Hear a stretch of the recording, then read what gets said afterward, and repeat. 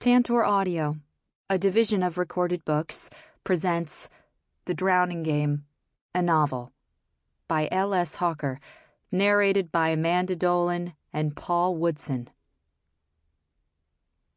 Chapter 1. Wednesday. Sirens and the scent of strange men drove Sarks and Tesla into a frenzy of barking and pacing as they tried to keep the intruders off our property without the aid of a fence. 2 police cars, a fire truck, and an ambulance were parked on the other side of the dirt road. The huddled cops and firemen kept looking at the house. Dad's iPhone rang and went on ringing. I couldn't make myself answer it. I knew it was the cops outside calling to get me to open the front door, but asking me to allow a group of strangers inside seemed like asking a pig to fly jet. I had no training or experience to guide me. I longed to get the AK-47 out of the basement gun safe, even though it would be me against a half-dozen trained lawmen. "Petty Moshen!" An electric megaphone amplified the man's voice outside. The dogs howled at the sound of it, intensifying further the tremor that possessed my entire body. I hadn't shaken like this since the night Dad left me out on the prairie in a whiteout blizzard to hone my sense of direction. "Petty, call off the dogs." I couldn't do it. "I'm going to dial up your father's cell phone again, and I want you to answer it." Closing my eyes, I concentrated, imagining those words coming out of my dad's mouth, in his voice. The iPhone vibrated. I pretended it was my dad, picked it up, hit the answer button, and pressed it to my ear. "This is Sheriff Block," said the man on the other end of the phone. "We have to come in and talk to you about your dad." I cleared my throat again.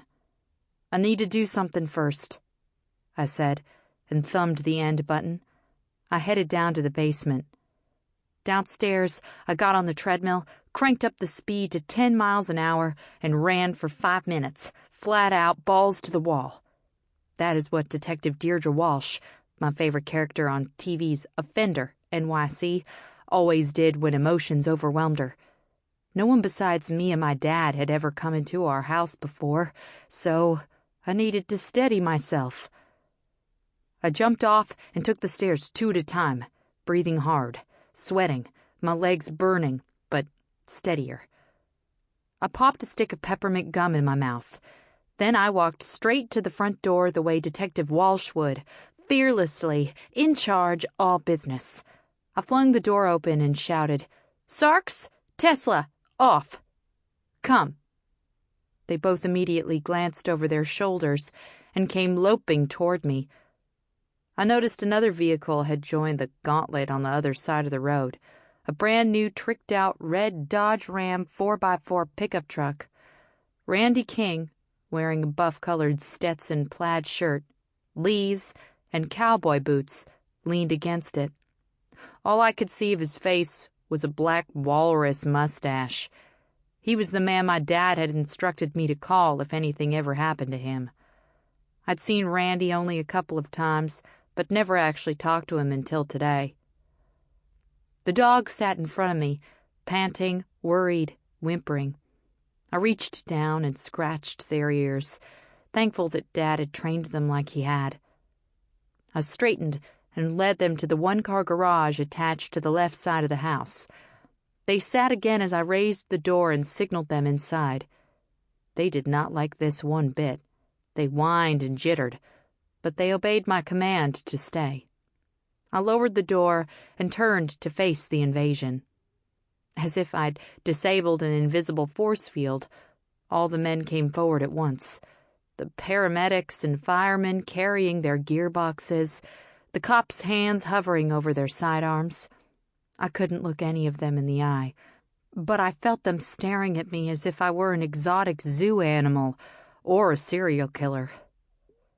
The man who had to be the sheriff walked right up to me, and I stepped back, palming the blade I keep clipped to my bra at all times. I knew it was unwise to reach into my hoodie, even just to touch the baby Glock in my shoulder holster. "Petty?" he said. "Yes, sir," I said, keeping my eyes on the clump of yellow, poisonous prairie ragwort at my feet. "I'm Sheriff Block. Would you show us in, please?" "Yes, sir," I said, turning and walking up the front steps. I pushed open the screen and went in, standing aside to let in the phalanx of strange men. My breathing got shallow, and the shaking started up. My heart beat so hard I could feel it in my face, and the bump on my left shoulder, scar tissue from a childhood injury, itched like crazy. It always did when I was nervous. The EMTs came in after the sheriff. "Where is he?" one of them asked.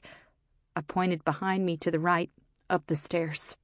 They trooped up there, carrying their cases. The house felt too tight, as if there wasn't enough air for all these people. Sheriff Block and a deputy walked into the living room. Both of them turned, looking around the room, empty except for the grandfather clock in the corner. The old thing had quit working many years before, so it was always 3:17 in this house. "Are you moving out?" the deputy asked.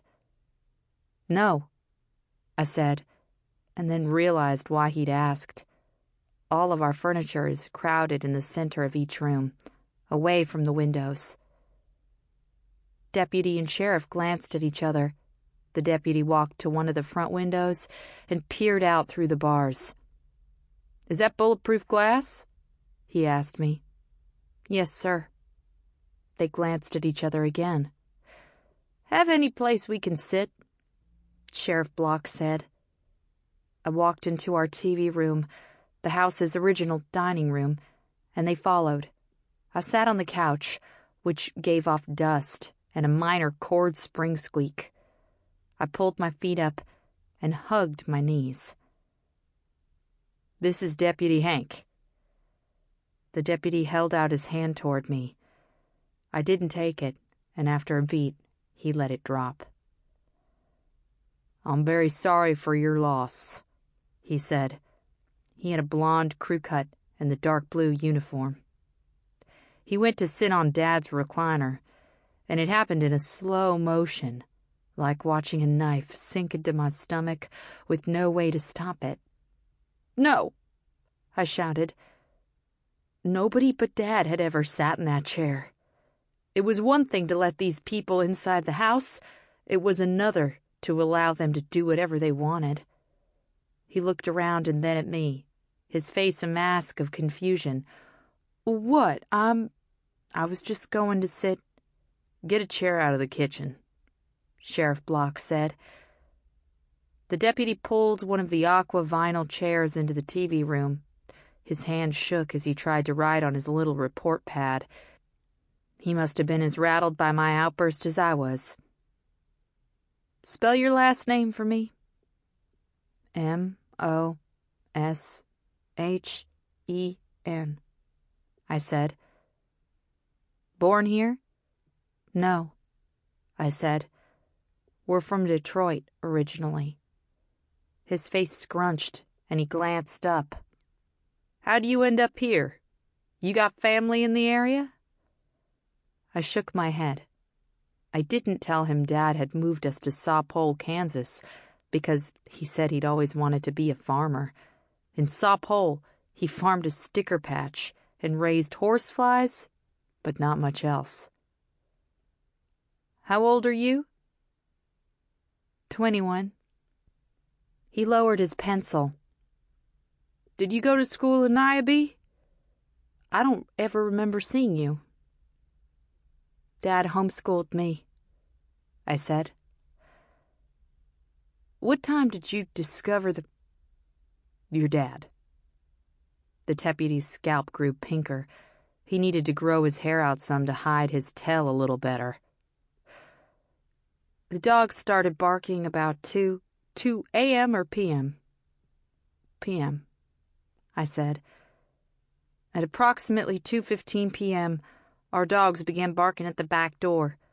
I responded and found no evidence of attempted B&E at either entry point to the domicile. I retrieved my Winchester rifle from the basement gun safe with the intention of walking the perimeter of the property, but the dogs refused to follow. I came to the conclusion that the disturbance was inside the house, and I continued my investigation on the second floor. Deputy Hank's pencil was frozen in the air, a frown on his face. "Why are you talking like that?" "Like what?" "Usually I ask questions, and people answer them." "I'm telling you what happened. Could you do it in regular English?" I didn't know what to say, so I didn't say anything. "Look," he said, "just answer the questions." "Okay. All right. So where was your dad?" "After breakfast this morning, he said he didn't feel good, so he went up to his bedroom to lie down," I said. All day I'd expected Dad to call out for something to eat, but he never did. So I didn't check on him because it was nice not having to cook him lunch or dinner or fetch him beers.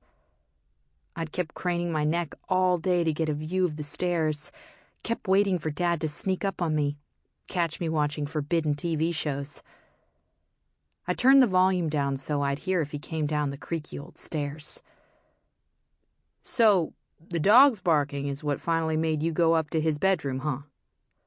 I nodded. "Those dogs wanted to tear us all to pieces," the deputy said, swiping his hand back and forth across the top of his crew cut. I'd always wanted a little lapdog, one I could cuddle, but Dad favored the big breeds. Sarks was a German Shepherd, and Tesla a Rottweiler. The deputy bent his head to his pad. "What do you think they were barking about?" "They smelled it," I said. He looked up. "Smelled what?" "Death." Next I knocked on the Dad's bedroom door to request permission to enter. "So you went in his room," the deputy said, his pencil hovering above the paper. Once I determined he was unable to answer, I went in his room. He was lying on his stomach, on top of the covers, facing away from me, and he had shorts on. You know how hot it's been. And he doesn't like to turn on the window air conditioner until after Memorial Day, and I looked at his legs and I thought, he's got some kind of rash. I better bring him the calamine lotion. But then I remembered learning about libidity on TV and lividity. He said, "What?" "It's lividity, not libidity, when the blood settles to the lowest part of the body." "Guess I've never seen it written down." "So what did you do then?" "It was then that I couldn't finish the sentence. Up until now, the shock of finding Dad's body and the terror of letting people in the house had blotted out everything else. But now, the reality that Dad was dead came crashing down on me, making my eyes sting. I recognized the feeling from a long time ago. I was going to cry, and I couldn't decide whether I was sad that Dad was gone or elated that I was finally going to be free to live the normal life I'd always dreamed of. But I couldn't cry, not in front of these strangers. Couldn't show weakness. Weakness was dangerous. I thought of Deirdre Walsh again, and remembered what she always did when she was in danger of crying. I cleared my throat. "It was then that I determined that he was deceased. I estimated the time of death, based on the stage of rigor, to be around 10 a.m. this morning, so I did not attempt to resuscitate him," I said, remembering Dad's cool, waxy, dead skin under my hand. "Subsequently, I retrieved his cell phone off his nightstand and called Mr. King." "Randy King?" I nodded. "Why didn't you call 911? "Because Dad told me to call Mr. King if something ever happened to him." The deputy stared at me like I'd admitted to murder. Then he looked away and stood. "I think the coroner is almost done, but he'll want to talk to you." While I waited, I huddled on the couch, thinking about how my life was going to change. I'd have to buy groceries and pay bills and taxes and do all the things Dad had never taught me how to do. The coroner appeared in the doorway. "Miss Moshen?" He was a large, zero-shaped man in a cardigan. "Yes?" He sat on the kitchen chair the deputy had vacated. "I need to ask you a couple of questions," he said. "Okay," I said. I was wary. The deputy had been slight and small, and even though he'd had a sidearm, I could have taken him if I needed to. I didn't know about the coroner. He was so heavy and large. "Can you tell me what happened?" I began to repeat my account, but the coroner interrupted me. "You're not testifying at trial," he said. "Just tell me what happened." I tried to do as he asked, but I wasn't sure how to say it so he wouldn't be annoyed. "Did your dad complain of chest pain, jaw pain? Did his left arm hurt?" I shook my head. "Just said he didn't feel good, like he had the flu." "Did your dad have high cholesterol? High blood pressure?" "I don't know." "When was the last time he saw a doctor?" the coroner asked. He didn't believe in doctors. "Your dad was only 51, so I'll have to schedule an autopsy, even though it was probably a heart attack. We'll run a toxicology panel, which'll take about 4 weeks because we have to send it to the lab in Topeka." The blood drained from my face. "Toxicology?" I said. "Why?" "It's standard procedure," he said. "I'm pretty sure my dad wouldn't want an autopsy." "Don't worry," he said. "You can bury him before the panel comes back." "No, I mean Dad wouldn't want someone cutting him up like that." "It's state law." "Please?" I said. His eyes narrowed as they focused on me. Then he stood.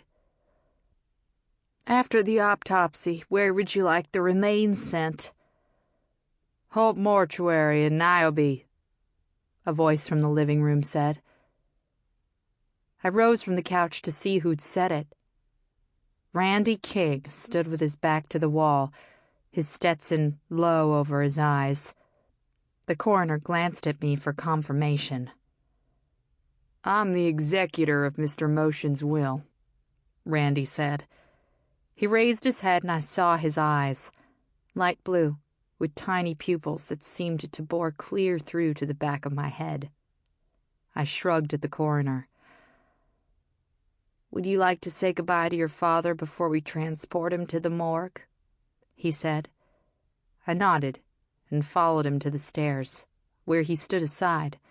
"After you," he said. "Nope," I said. "You first."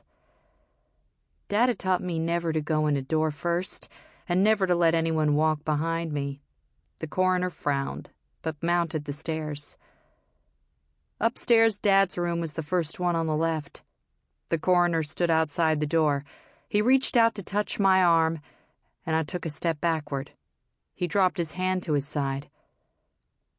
"Miss Moshen," he said in a hushed voice, "your father looks different from when he was alive. It might be a bit of a shock.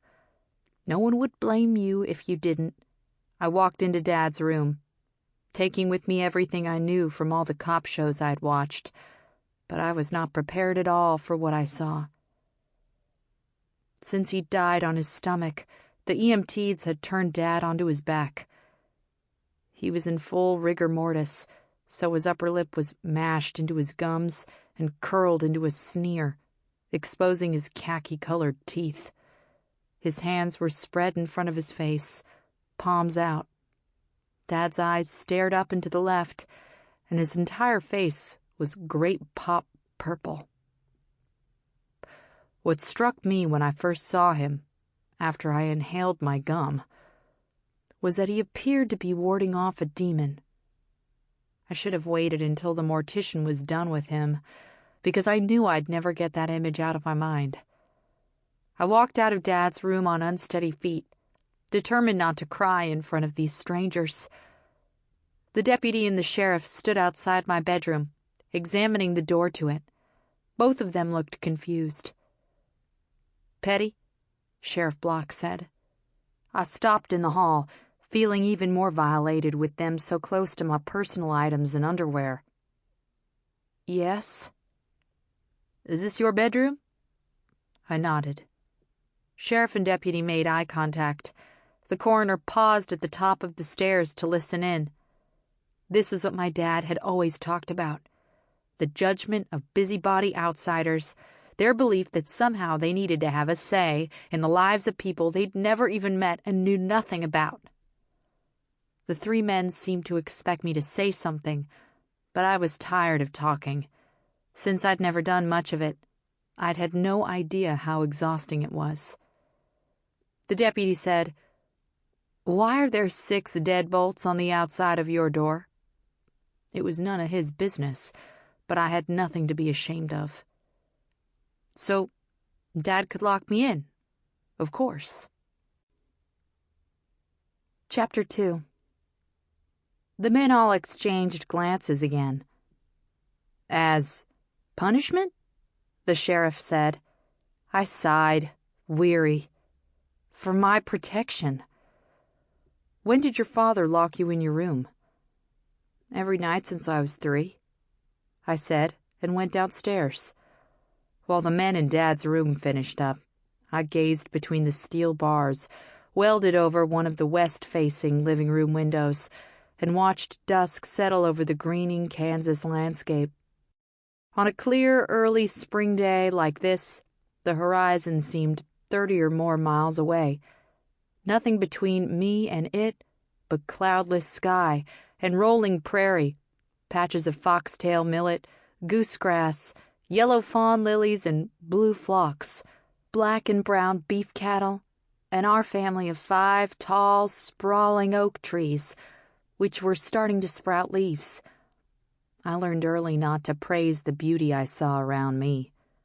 Dad liked to show me how the pretty surface of things in this world always hid ugliness. For instance, the Star of Bethlehem flowers that grow like crazy by the side of the road are poisonous. And those oak trees, in the summertime, they're robed in hundreds of succulent, transparent green leaves that clap politely in the breezes like spectators at a golf match. In the fall, they turn creamsicle orange with brilliant red edges. But when the bitter winter winds strip the leaves away, you see what the trees are really made of. Sinister, granite-hard bark, angry-looking and full of vengeance for having to endure the deranged Kansas weather, those extremes of heat, cold, and humidity, the relentless wind, the sleet, the lightning.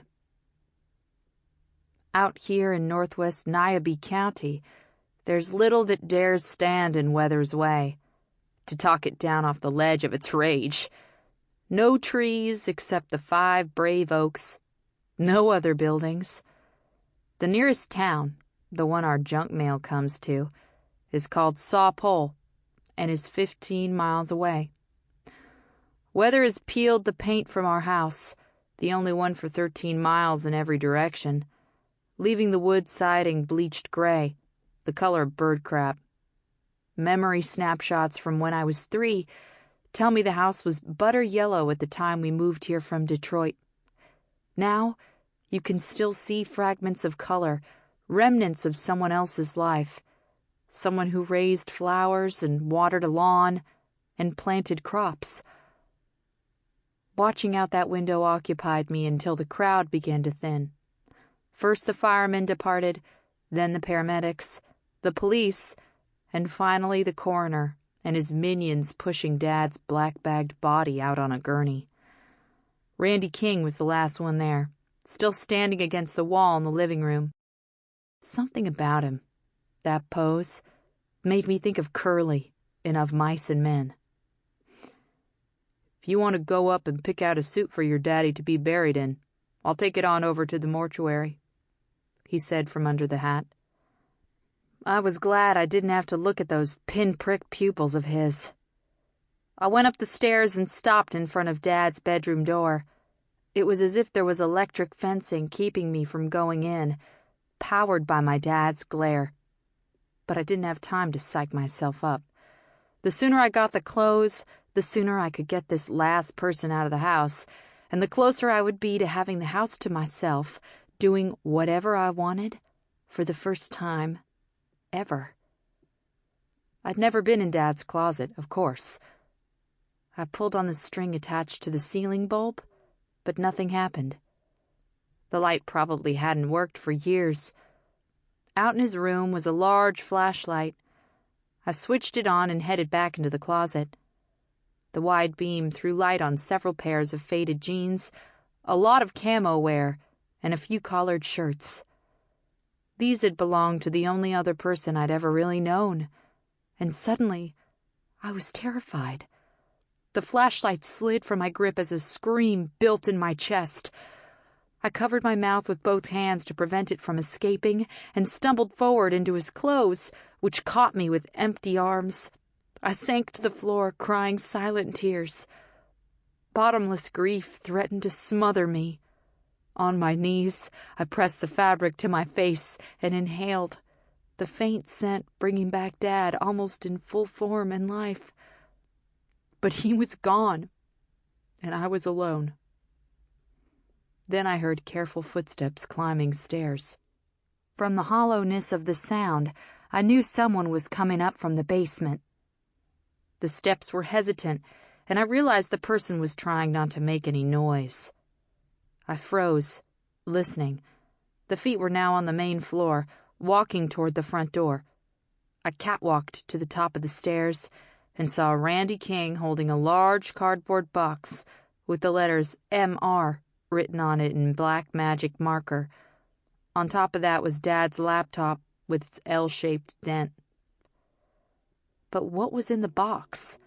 And where was Randy taking it and the laptop? I tiptoed back into Dad's room and watched out the window as Randy carried the box and computer to his truck. He put them in the front seat and headed back toward the house. Once back inside, he called, "Petty, you all right up there?" I heard booted feet, decisive and confident this time, mount the stairs. I ran into the closet and pulled out Dad's three-piece suit. No way would I be trapped in a bedroom with this guy, who'd come into my house and removed things without my permission, who seemed to believe that he belonged here. He didn't. I didn't know him at all, but his presence, which felt like a sickness, seemed to take up a lot more space than it should have. I got out of the room as Randy was about to enter it and thrust the clothes at him. He took them wordlessly, turned, and started down the stairs. "You don't need to worry about funeral arrangements," he said. "Your dad left instructions with me." Worrying about funeral arrangements hadn't occurred to me, but I nodded at the back of his descending head. At the bottom of the stairs, Randy turned and slid his hat back on. "You gonna be all right? You want me to stay with you tonight?" I was so shocked by the question I couldn't respond. I just stared dumbly. He shook his head and smiled a little. "Suit yourself," he said, and walked out the front door. Through the screen, I heard him say, "Sorry for your loss." Once I heard the truck start up, I went down to the living room and watched out the front window as he drove away. And then it hit me. I had no one to lock me in my room. Why hadn't I thought to ask one of them to lock me in? They probably wouldn't have. But how would I sleep? Dad had left instructions for Randy King. Why hadn't he left any for me? I was the one who needed them. One of the dogs gave a sharp yip from the garage. I'd forgotten all about them, and they probably needed to go outside and do their business. I was grateful for something to do. Out in the garage, I raised the door and they ran for it, making a fast trotting check of the perimeter of the property. Dad had taught them to do that before they did anything else. After their tour, they relieved themselves and sat panting in front of me, waiting for orders or to be released to patrol. I gave the hand signal to heel and walked into the garage with them following, lowered the door and locked it. Sample complete. Ready to continue?